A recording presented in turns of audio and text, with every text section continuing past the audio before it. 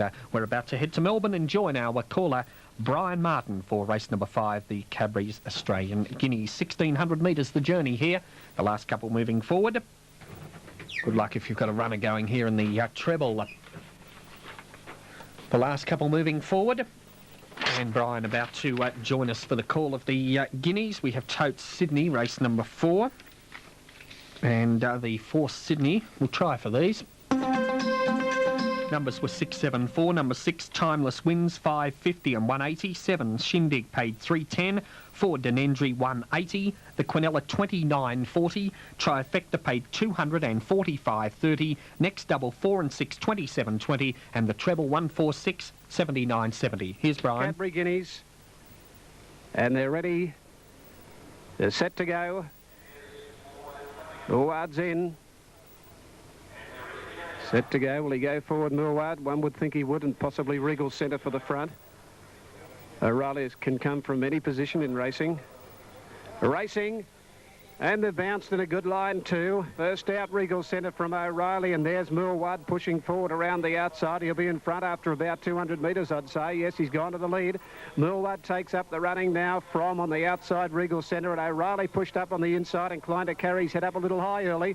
He backed the speed off on Mulward, a length and a half for Regal Centre, one further back than O'Reilly. Then Tarnpur Lane up running fourth, 2 lengths further back in the race, Portland Player. Then King Ivor outside it, and 2 last of all, Silver Glade. Down the side, favourite in front in the Guineas here, Mulward, a length in front now from Regal Centre, 1 then to O'Reilly, just inclined to get on the bit, a half to Tarnpur Lane running fourth, 1 off the rail, 2 for the back, Portland Player 5th, 6th outside at King Ivor, and 3 last of all, Silver Glade. As they race to the 900 metre mark, Cooksley controlling the speed in front on Mulward. It's 3/4 Regal Centre, a length and a half, Tarnpur Lane, inside him O'Reilly running fourth, 2 for the back, King Ivor on the outside of Portland Player, and 2 to Silver Glade last of all. Mulward on a good rein around the turn, 600 to go now. From outside him, Regal Centre and Tarnpur Lane went up out 3 deep. And now O'Reilly about to hook off the fence now from O'Sullivan as Mulward in front. Stepped up the speed, but O'Reilly gets out and goes after him. 400 to go. Then Tarnpur Lane and King Ivor. Mulward off the fence, a length in front of O'Reilly. All stops out now from Tarnpur Lane. Then for the back, King Ivor, but he extends Mulward. He's put 2 on them. Oh, he's a good colt. He's gone 2.5 O'Reilly. Tarnpur Lane and King Ivor are far too good. Mulward sparkling like a diamond down to the line. Mulward wins the Guineas by 2 lengths. O'Reilly a length third, Tarnpur Lane, a gap to King Ivor, and then Portland Player, Silver Glade, and last of all is Regal Centre. 7 Mulward, $2, 150. 4 O'Reilly, 210. No third, 6 Tarnpur Lane. Number 7 Mulward. Very good win. 210, 140 on Super Tab. 4 O'Reilly to return $2, and 6 Tarnpur Lane, no third. Treble approximate, 6 and 1 previous leg winners with number 7, $75. 7. Controlling the race up in front, Grant Cooksley. And he certainly turned the handlebars down there at the 200. Stepped up the gas, and away he went. Left at the barrier, Newcastle, race 6, Flemington. Okay, we'll get that opening call when it becomes available. This is the SSS Racing Service, so a big win there for the Mulward, number 7 in Melbourne after the running of the Cadbury Guineas. Let's have a look at the update now. A syndicate represented by Iron Horse. The favourite, number 1, Juggler, 160, 120. Number 4, Octagonal, is 570 and 180. And number 5, Nothing Like a Dane, at 780, 180. So we've got Geldings, Juggler, Dupain, Buzzoff, and Iron Horse, Stallions, Octagonal, Nothing Like a Dane, Ravada, and the female combination of Leanne Olsen riding the 5-year-old chestnut mare, Circles of Gold, as they move in well. Previous race, Timeless Wins, number 6. Glen Boss beat 7, Shindig, and 4, Denendri. Sir Rossi won the 3rd, the 2nd Guineas, and Shigeru Charlotte took out race number 1. Now the line is minus Iron Horse here. Juggler has always been in the red. Likely to represent Australia in the Dubai International, coming up at the end of March. And here's the starter, walking down to his stand. There goes the light. And they'll soon be off in the Apollo, won last year by Juggler. Set now. They're off. Away to a good start, and Iron Horse was actually first to begin, commencing well. The female combination of Leanne Olsen and Circles of Gold, and Revada is mustering speed through on the inside, and then Juggler, followed closely by Nothing Like a Day and Buzz Off. Little over a length to Octagonal and about 2 lengths Due Pain. Iron Horse down by the 1100 shows the way, not for long. Revada's hustling through on the inside, and at the 1000 now, Revada about a half to 3/4 of a length. Iron Horse, third Circles of Gold, Nothing Like a Day in fourth, and fifth on the outside is the stablemate Juggler. Buzz Off is wider, 2 lengths Octagonal and a half length Due Pain as they gallop by the 750, and Revada by more than a length now on Iron Horse, and then Circles of Gold, Nothing Like a Day, and then on the outside about 3/4 of a length away is Juggler. 3 deep Buzz Off, 2 lengths to Octagonal, and a length further back is Due Pain. 8 lengths between first and last in the Apollo, galloping towards the corner at the 400, and the speed is really on now, and Revada first for home narrowly from Iron Horse. Circles of Gold is wider out on the fence. Nothing Like a Dane and Boss calling upon Juggler. 2 lengths Octagonal, then Buzz Off and Due Pain in the straight, and here he comes, Juggler. He raced to Revada from Circles of Gold, and Octagonal is battling on well, but it's Juggler the leader. Octagonal and Circles of Gold battle out minors, but Juggler makes it back-to-back Apollo Stakes here at the farm. Juggler beat Octagonal and Circles of Gold, and then Revada, Nothing Like a Dane, Buzz Off, Iron Horse and Due Pain was last. Super Tab 1 Juggler to return 170, and for the place 110. Number 4 Octagonal 170, 8 Circles of Gold 230 at the start Queanbeyan. Octagonal, great run by him, and he's paid 180, looking well above himself, and third going to number 8 Circles of Gold, and she ran a good one, didn't she? $2. But he was just a bit too good for those. He had the race fitness on his side with 1 run back since the McKinnon. And this fella, Juggler, earning today 68,000, has taken his overall earnings to about 1.67 million. By Jugar from Cashelin, the numbers are official, 148. A bay gelding 5, raced by PDL and Ms. Essie Horwitz, Ms. VK Bridger, M.A. Turnbull and R.M. Zayman, Gay Waterhouse, Glenn Boss. Octagonal second, that a Delight, John Hawkes and Jack and Bob Ingham. A brown horse for is a Beal8 Carrot, first run since the McKinnon. Darren Beatman and Circles of Gold, first up since the big race at Ascot at the end of November. And she's by Masquet from Olympic Aim, a 5-year-old chestnut mare, Brian Smith, Leanne Olsen. Revada ran 4th.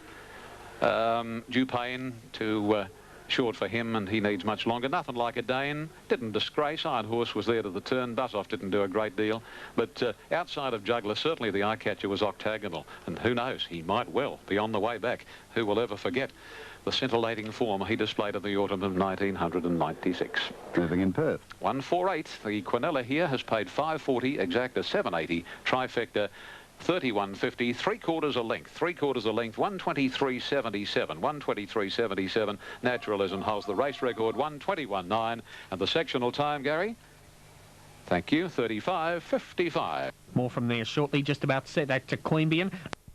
For the last, the Japan Racing Association handicap. Zeregal's got plenty of weight, but this horse by Zoffany looks particularly fit. I like the look of Blythe's Bounty and Meadow Vale, and also Beppa's Boy. But on looks 1 Zeregal, 2 Blythe's Bounty and 4 Meadow Vale as they arrive at the barrier stalls for the Japan Racing Association handicap at 421. Thanks, Tony. Here's Ian. 2 to move up here, including Intergaze, who's drawn the outside. Carey Grant is in. Bolster about to come forward. Neil Payne aboard. And an attendant taking charge of Intergaze, just wiping a little bit of sweat from the neck of Intergaze. A very warm day here at Warwick Farm, quite humid. Bolster has settled, and still Intergaze to move up. The Hobartville Stakes last year was taken out by Nothing Like a Dane, beat Octagonal and Catlin opening in 3rd spot.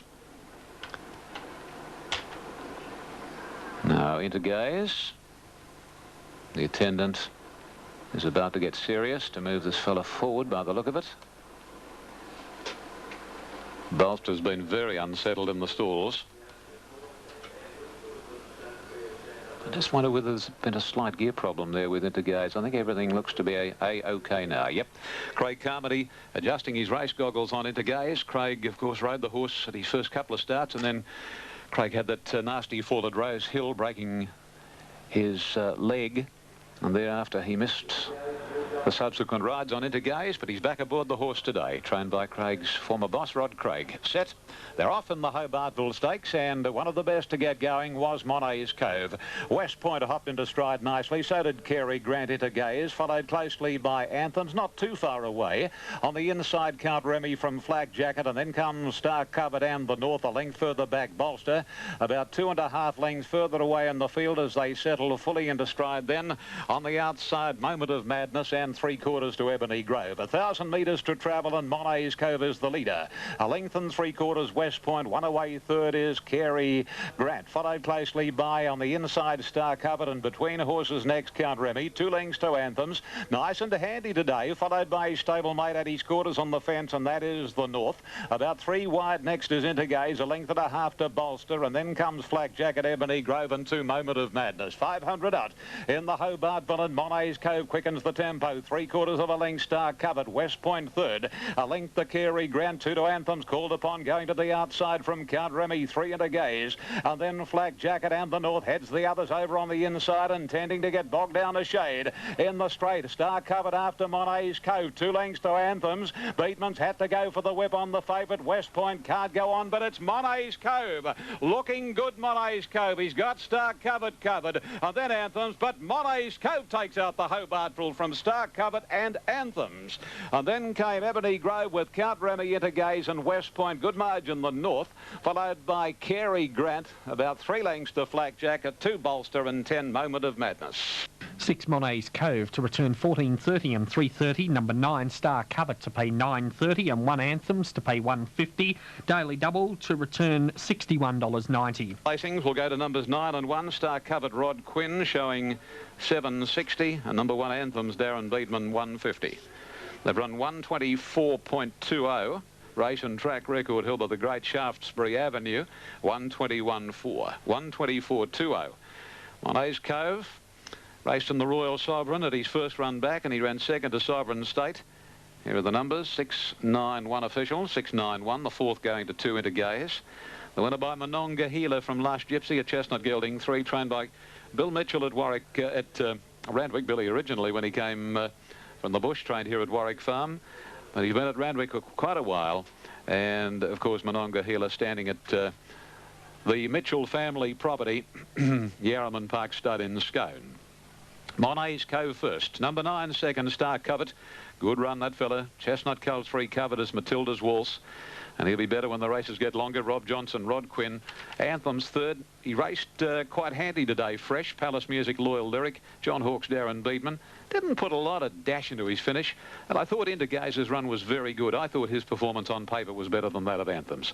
3/4 of a length, a short head. 3/4 a short head.